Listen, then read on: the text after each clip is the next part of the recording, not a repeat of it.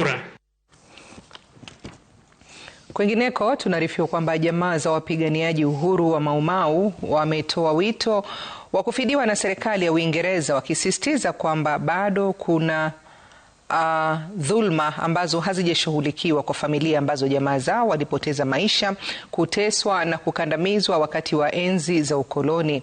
Akizungumza katika mji wa Nyahururu kwenye mkutano wao, makamu mwenyekiti wa vuguvugu la Mau Mau, mchungaji Daniel Mwangi Kamau, alielezea matumaini kwamba juhudi za kupata fidia kwa jamaa za waathiriwa zitazaa matunda.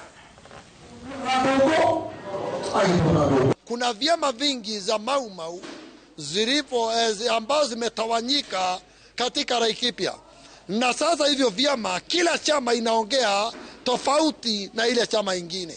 Nimekuja kuwashikanisha ya kwamba wawe kitu kimoja ili waweze kupokea malipo ambao ni wazazi wetu waliodhulumiwa nyakati zile za ukoloni.